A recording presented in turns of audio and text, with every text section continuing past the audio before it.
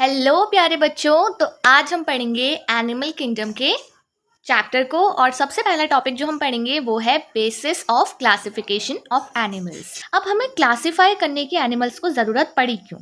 तो बच्चों, एनिमल्स बहुत सारे हैं, all over the world million of species of animals हैं।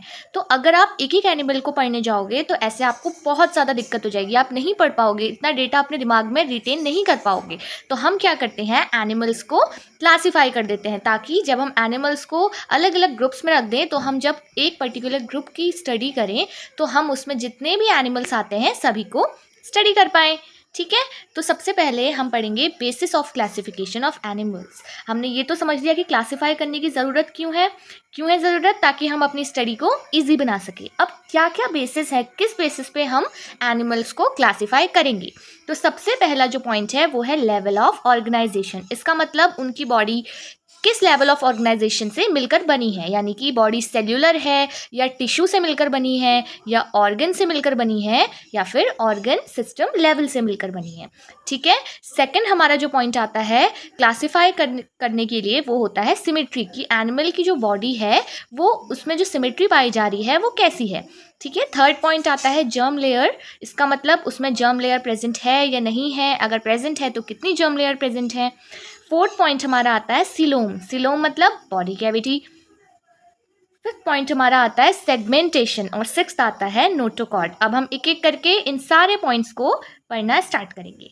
ठीक है, सबसे पहला जो है level of organisation, basis of classification का पॉइंट नंबर 1 सभी बच्चे याद रखेंगे, लेवल ऑफ ऑर्गेनाइजेशन। देखिए, animal show different body organisation. Animals की बॉडी अलग अलग एनिमल्स की बॉडी अलग अलग तरीके से बनी है। जैसे कुछ एनिमल्स में, फॉर एग्जांपल स्पॉन्जेस में जो बॉडी होती है वो सेल्स मिलकर के बनाती हैं। इसका मतलब बॉडी में केवल और केवल सेल्स प्रेजेंट हैं। तो वो किस लेवल ऑफ ऑर्गेनाइजेशन में आ गए? सेल्यूलर लेवल ऑफ ऑर्गेनाइजेशन में। Next, tissue level. ऐसे ऑर्गेनिज्म जिनमें सेल्स जो हैं टिश्यू बनाती हैं और वो टिश्यू किसी पर्टिकुलर फंक्शन को परफॉर्म करते हैं, वो हो गया टिश्यू लेवल ऑफ ऑर्गेनाइजेशन। ठीक है, एग्जांपल निडेरियंस। निडेरियंस में क्या होता है? Tissue level of organisation. इनके एग्जांपल्स भी याद करते हुए चलेंगे। सेलुलर लेवल में स्पॉन्जेस, टिश्यू लेवल में निडेरियंस। ऑर्गन लेवल में जिन ऐसे एनिमल्स जिनकी बॉडी में ऑर्गन्स प्रेजेंट होते हैं, यानी कि टिश्यूज क्या बनाते हैं? ऑर्गन बनाते हैं, उनको बोलेंगे, हम उनको रखेंगे ऑर्गन लेवल ऑफ ऑर्गेनाइजेशन की कैटेगरी में। ठीक है, इसमें एग्जांपल है फ्लैटफॉर्म्स। ऑर्गन सिस्टम लेवल, इसका मतलब ऐसे एनिमल्स जिनकी बॉडी में एक स्पेशलाइज टाइप का ऑर्गन सिस्टम लेवल होता है, जैसे digestive system, reproductive system, circulatory system. ठीक है, तो ऐसे एनिमल जिनकी बॉडी में ऐसे सिस्टम्स प्रेजेंट होंगे वो किसकी कैटेगरी में आ गए? ऑर्गन सिस्टम लेवल की कैटेगरी में आ गए। ठीक है, इसमें एग्जांपल हो गया एनिलिड्स टू कॉर्डेट्स। ठीक है, फाइलम एनिलिडा से लेकर फाइलम कॉर्डेटा में जितने भी एनिमल्स रखे जाते हैं वो सभी ऑर्गन सिस्टम लेवल शो करते हैं। अब हम जल्दी से एक बार इसको क्विकली रिवाइज करेंगे। सेलुलर लेवल में स्पॉन्जेस आते हैं, बॉडी केवल सेल से मिलकर बनी है। टिश्यू लेवल में निडेरियंस आते हैं, ऑर्गन लेवल में फ्लैटफॉर्म्स और ऑर्गन सिस्टम लेवल में एनिलिडा टू कॉर्डेटा। सारे फाइलम में जितने भी एनिमल्स हैं वो सभी आते हैं। ठीक है, सबको पता है ना कि सेल्स बनाती हैं टिश्यू, टिश्यू बनाते हैं ऑर्गन एंड ऑर्गन्स मिलकर बनाते हैं ऑर्गन सिस्टम। चलिए अब हम नेक्स्ट पॉइंट देखेंगे, सिमेट्री। सिमेट्री में क्या देखते हैं बच्चों हम, कि बॉडी में किसी तरीके की सिमेट्री प्रेजेंट है या नहीं है। सिमेट्री मतलब अगर हम बॉडी को कट करें तो बॉडी 2 इक्वल पार्ट्स में डिवाइड हो रही है या नहीं हो रही है। ठीक है, तो सबसे पहले सिमेट्री में भी 3 पॉइंट्स हैं, एसिमेट्रिकल, रेडियल सिमेट्री या बायलेटरल सिमेट्री। एसिमेट्री मतलब अगर एनिमल की बॉडी में कोई भी सिमेट्री प्रेजेंट नहीं है, जैसे स्पॉन्जेस की बॉडी में किसी भी टाइप की कोई भी सिमेट्री प्रेजेंट नहीं होती है, इसीलिए हम उसे बोलते हैं एसिमेट्रिकल। ठीक है, नेक्स्ट आता है रेडियल सिमेट्री। रेडियल सिमेट्री में body divided into 2 equal halves in any plane. ठीक है, रेडियल सिमेट्री का मतलब है अगर आप उस एनिमल की, उस ऑर्गेनिज्म की बॉडी को 2 इक्वल पार्ट्स में डिवाइड करना चाहो या इक्वल पार्ट्स में डिवाइड करना चाहो तो आप किसी भी प्लेन से डिवाइड कर सकते हो। जैसे आप इस डायग्राम में देख रहे हैं ना, ये एक स्टारफिश का डायग्राम है, तो अगर आप इसकी बॉडी को ऐसे डिवाइड करें, चाहे ऐसे डिवाइड करें, चाहे सेंटर से डिवाइड करें, आपको इक्वल हाफ्स मिलेंगे इसकी बॉडी के। ठीक है, इसलिए इसकी बॉडी में कैसे सिमेट्री है? रेडियल सिमेट्री सिमेट्री, जिसमें हम बॉडी को किसी भी प्लेन से काटें तो वो इक्वल हाफ में डिवाइड हो जाएगी। इसका एग्जाम्पल क्या है? निडेरियंस और एडल्ट इकाइनोडर्म्स। ओके, थर्ड हमारा आता है इसी में सिमेट्री में बायलेटरल सिमेट्री। बायलेटरल सिमेट्री यानी कि बॉडी टू इक्वल पार्ट्स में डिवाइड तो हो जाएगी, लेकिन किसी एक प्लेन से, या तो बॉडी ऐसे डिवाइड होगी ऐसे कट करने पर, या फिर ऐसे कट करने पर। जैसे आप इसमें देख रहे हैं इस डायग्राम में, इस एनिमल की बॉडी में जब हमने सेंटर से इसकी बॉडी को पार्टीशन किया तब ये टू इक्वल हाफ्स में डिवाइड हो गई। इसका मतलब इसमें किस तरीके की सिमेट्री प्रेजेंट है? Bilateral symmetry. ठीक है, जैसे फ्लैट फॉर्म्स में होती है और ह्यूमंस में होती है। अगर यहाँ पर कोई ह्यूमन बीइंग होता, तो उसकी बॉडी को हम टू इक्वल हाफ्स में कैसे डिवाइड करेंगे? देखो, यहाँ पर एक हैंड होता है, यहाँ पर एक हैंड होता है, ठीक है, यहाँ पर लेग होता है, यहाँ पर एक लेग होता है। तो हम अगर सेंटर से ह्यूमन की बॉडी को डिवाइड करेंगे तब जाके हमें टू इक्वल हाफ्स मिलेंगे। इसका मतलब फ्लैट फॉर्म्स टू ह्यूमंस, जितने भी एनिमल्स होते हैं उनकी बॉडी में बायलेटरल सिमेट्री प्रेजेंट होती है। ओके, नेक्स्ट जो हमारा था बेसिस ऑफ क्लासिफिकेशन वो था जर्म लेयर। जर्म लेयर किस में प्रेजेंट होती है बच्चों? जर्म लेयर प्रेजेंट होती है एम्ब्रियो में। ठीक है, जर्म लेयर क्या हो गई? एम्ब्रियोनिक लेयर्स हो गई। तो देखो यहाँ पर जर्म लेयर में सबसे पहला जो हमें दो चीज़ें लर्न करनी है, एक होता है डिप्लोब्लास्टिक, एक होता है ट्रिप्लोब्लास्टिक। ठीक है, डिप्लोब्लास्टिक ऐसे एनिमल्स जिनकी जो जर्म लेयर है वो टू लेयर से मिलकर बनी है, ectoderm plus endoderm with mesoglea in between. ठीक है, ऐसे एनिमल्स जिनकी बॉडी में जिनके एम्ब्रियोनिक स्टेज में एक्टोडर्म भी प्रेजेंट है, एंडोडर्म भी प्रेजेंट है, और उनके बीच में मीसोग्लिया नाम की एक और लेयर प्रेजेंट है। ठीक है, मीजोग्लिया उनके बीच में प्रेजेंट है। तो वो कैसे एनिमल्स हो गए? डिप्लोब्लास्टिक एनिमल्स हो गए। फॉर एग्जांपल निडेरिया में डिप्लोब्लास्टिक जर्म लेयर पाई जाती है। फिर है हमारा ट्रिप्लोब्लास्टिक। देखो, डिप्लो मतलब टू, ट्रिप्लो मतलब थ्री। हम ऐसे लर्न कर लेंगे, डिप्लोब्लास्टिक मतलब टू, जिसमें टू जर्म लेयर पाई जा रही हैं, एक्टोडर्म एंड एंडोडर्म, और बीच में मीजोग्लिया पाई जा रही है। ठीक है, एग्जाम्पल निडेरिया। और सेकंड हो गया हमारा ट्रिप्लोब्लास्टिक, जिसमें थ्री लेयर्स है, एक्टोडर्म, मीजोडर्म और एंडोडर्म। थ्री लेयर्स हो गई ट्रिप्लोब्लास्टिक। ठीक है, ट्रिपल से याद करेंगे ट्रिप्लोब्लास्टिक। इसमें क्या क्या आ गए? इसमें आ गए प्लेटीहेल्मिन्थ्स, और प्लेटीहेल्मिन्थ्स के बाद जितने भी आते हैं वो सारे एनिमल्स ट्रिप्लोब्लास्टिक हो गए, जिसमें थ्री जर्म लेयर प्रेजेंट है, एक्टोडर्म, मीजोडर्म एंड एंडोडर्म। उसके बाद हम पढ़ेंगे सीलोम। नेक्स्ट हमारा बेसिस ऑफ क्लासिफिकेशन है सीलोम। सीलोम का मतलब होता है बॉडी कैविटी। ठीक है, बॉडी कैविटी जैसे, अच्छा रुकिए, यहाँ पर हमने इसका एग्जाम्पल नहीं देखा था। देखिए, ये है डिप्लोब्लास्टिक का एग्जाम्पल।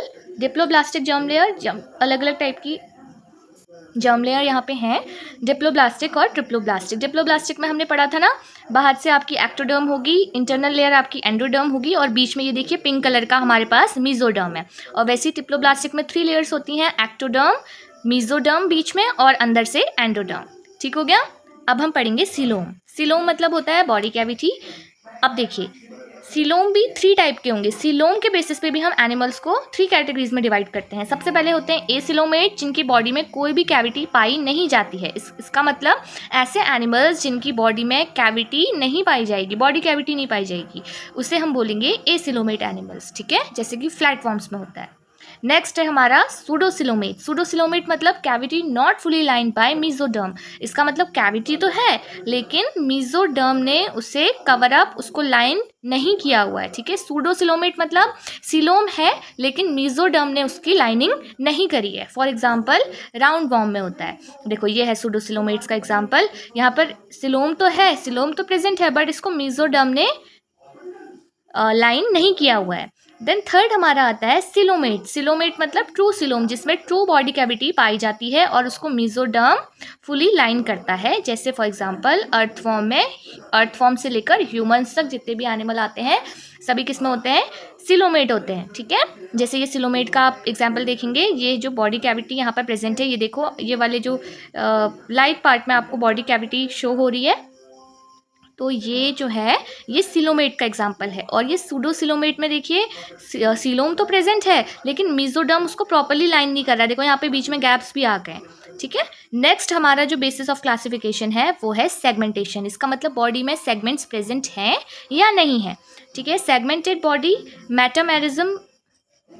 तो सेगमेंटेशन में बॉडी एक्सटर्नली या इंटरनली डिवाइड होती है डिफरेंट सेगमेंट्स में। ठीक है, या तो बॉडी एक्सटर्नली डिवाइड हो रही है या इंटरनली डिवाइड हो रही है, तो ऐसे फिनोमेना को हम बोलेंगे सेगमेंटेशन।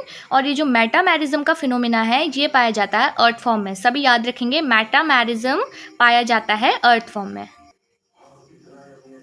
ठीक है, यहाँ पर मैं लिख भी दे रही हूँ, अर्थ फॉर्म में। मेटामेरिज्म अर्थ फॉर्म में पाया जाता है। तो ये भी एक तरीके का सेगमेंटेशन ही है।